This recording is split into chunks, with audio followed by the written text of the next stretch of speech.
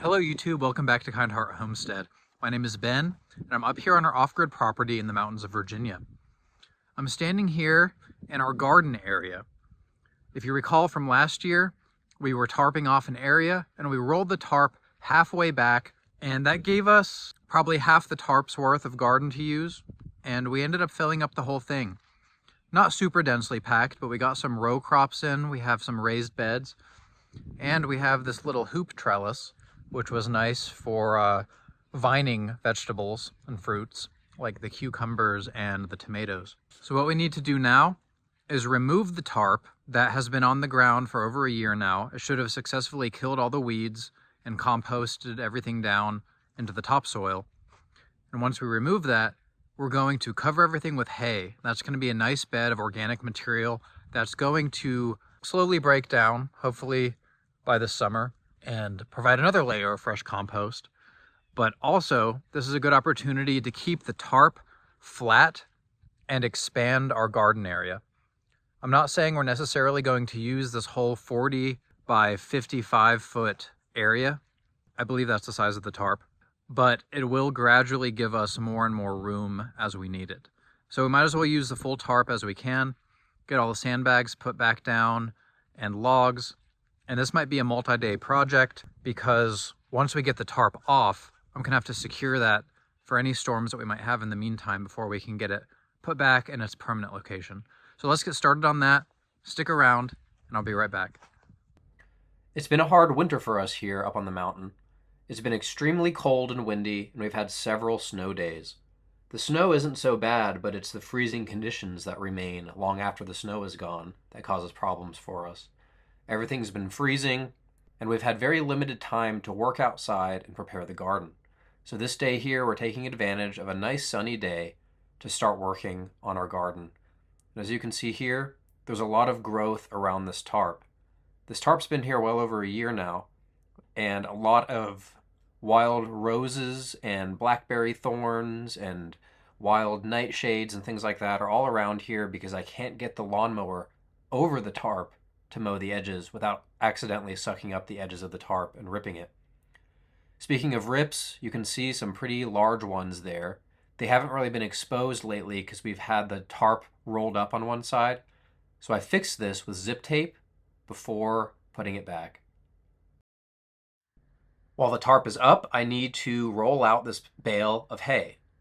The vendor I got this from is down at the bottom of the mountain, and from what I've been told, it's a multi-generational farm where his grandfather has not sprayed the field with pesticides, herbicides, anything like that, not even fertilizer, in over 40 years. So this should be safe for our food production, and that's our main concern when we're dealing with chemicals. We don't want there to be any contamination on our food supply. So Angie was smart enough to get me to ask about that, but now that it's here, I just need to cut the twine off of it, the baling twine, and then see if this will roll out or if I just need to kind of take it apart with a rake or a hoe. I've never actually purchased hay before, especially nothing this size. I don't think our pickup truck would have handled this load, but the trailer did it just fine. The only thing I really had to worry about was strapping down a round load in such a way where it couldn't roll off. So let's see how the unrolling goes, shall we?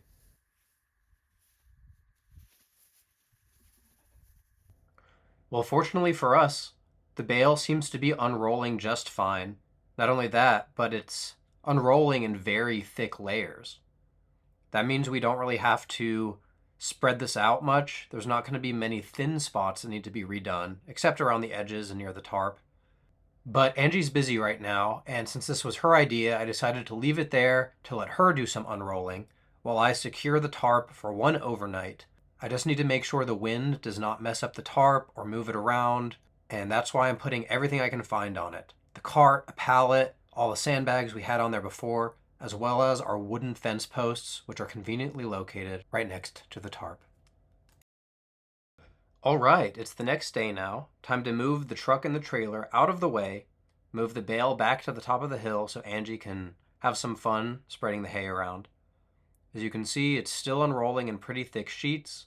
The only challenging part is trying to turn it around and go back up the hill. This is probably the flattest part of our property, but it still slopes roughly from the northeast to the southwest towards where that bee box is and that field behind it. And that slope does make it a bit challenging to move things up the hill. But now that the bale has been successfully unrolled, we're going to flip the tarp back over, black side up, so the heat of the sun will be transferred into the ground more so than if the white side was up. There's still some hay left, so we're going to put it over where our row crops were last growing season. And since we're out there and it's not too cold, we're going to rotate our compost. We have this nice flexible compost bin where we can pull the bin off of it, essentially unwrapping the compost. And then all we have to do is flip everything over, put it back into that same ring, but in a slightly different location. Anyway, here is what the garden looks like now and what it's going to look like for the rest of the winter until we're ready for our spring crops. Well, we've reached the end of this video. I know it's been a long time since we've had a regular publication schedule on our YouTube channel, so we definitely appreciate you guys sticking around. I'm right here at the corner of our garden. We have these metal concrete form stakes in the four corners of the garden with this bright green string line representing where the fence is going. This is an 80-foot by 80-foot square garden. And if you multiply 8 or 80 by 4, 8, 16, 24, 32. So 320 feet linear, corner to corner to corner to corner, and then back to the first one. Rolls of fencing, such as this one here from Tractor Supply, come in 330-foot lengths. So I was trying to design a shape that was going to be easy to build and ideal for that length of fencing. So that's going to reduce some waste there, maximizing the amount of fencing we can get with minimal work. Another thing you'll see behind me is 2 bee boxes. Actually, there's a couple more back there, but we want to start with 2 colonies of bees this year. And we have bears up here on our mountain. They've actually bothered our chicken coop before. They've knocked down the chicken run, eaten the chicken's food. We also have all sorts of things like foxes, raccoons, and possums. We do have a trail cam that we like to put up to see what kind of animals come by. We haven't seen the bear, but we know that it's been around. All the more reason to have our beehives inside of our fenced area. Where that red truck is over there, that's going to be the northernmost fence line. And that's going to give us a pretty significant buffer of about maybe 30 feet to the house. And then over here, the bee boxes are actually on top of the string line right now, which represents the western boundary. Right here where this ladder is the southern boundary along this kind of mowed edge of that wild field there. And then back to where I started this outro is our easternmost boundary. Roughly aligned with these rocks that we placed last year. We have our arch there for the vine crops. We have our hay down, we have our tarp down. One thing that you may not have noticed was back when I was building our solar shed and I was renting a trencher to get the septic lines buried and all that stuff, I went ahead and put this frost-free hydrant here. Don't mind the toilet, that's been there for a year. It's an old one from the camper. We just kind of used it as like a drip tray so we don't get a bunch of mud when this thing drips.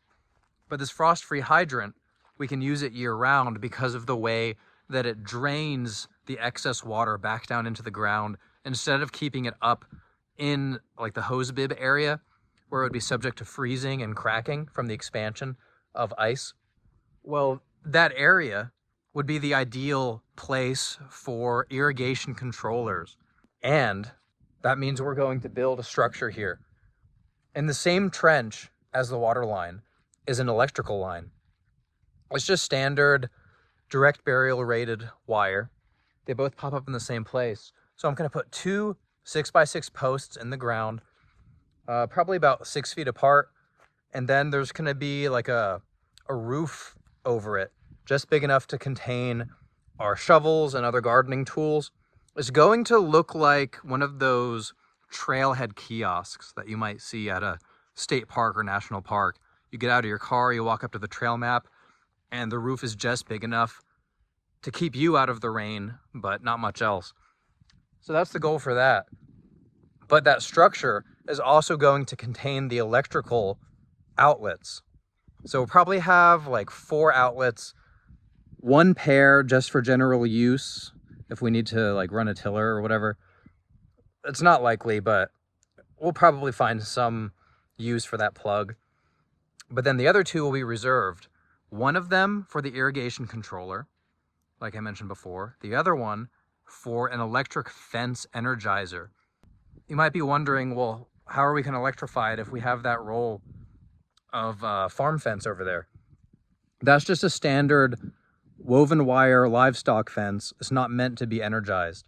So what we're going to do is a similar project to what we did when we lived back in our Raleigh area. We're going to do our H-braces for the corners made out of wooden fence posts. We have a stack of them over there. All of the in-between posts are going to be metal T-posts. Then we're going to wrap that whole thing in this agricultural fencing, and we're going to have 1 wire above the fencing, maybe about 6 inches to a foot above it. That top wire will be energized. That's about all that I've planned for now for the energizing of that fence. But what we're also going to do is move our chicken coop that's way back there right now, move that into the garden fence. So our egg-laying birds, which we're planning to get this summer, so we probably won't see any eggs till fall or even winter, but that top energized wire might help protect those chickens as well. Another thing we're doing this year is meat birds. I went to a workshop last fall where I learned how to dispatch, butcher, process chickens by myself. So we have, I don't know, like 16 meat birds ordered. I didn't want to go too crazy with it because I've never spent a whole day doing this by myself. I don't know how I'm going to cope with that. We also don't have massive deep freezers or refrigerated rooms or things like that. So we have to have enough space to contain these meat birds. I'm going to build a chicken tractor, which is essentially a portable chicken coop, but it doesn't have an egg box in it because meat birds will not live long enough to lay eggs. And even if they did, we are getting a, I guess you would call it a hybrid breed, which is designed for meat production, not as rapid growing as the Cornish crosses, which you would see in all the grocery stores across the nation. We're getting some Rangers, but still you can't really breed them and expect them to be the same because it's a hybrid of 2 different breeds. Anyway, if you want to see that kind of stuff, subscribe to the channel. We're going to protect all of these birds with our electric fence wire in some way, and we're going to try to get this fence built in time for all of that stuff this summer. So please subscribe. Stay tuned for all of these different projects. We'll probably have a different series for every one of these builds. And we'll see you back here next time on Kind Heart Homestead. See you later.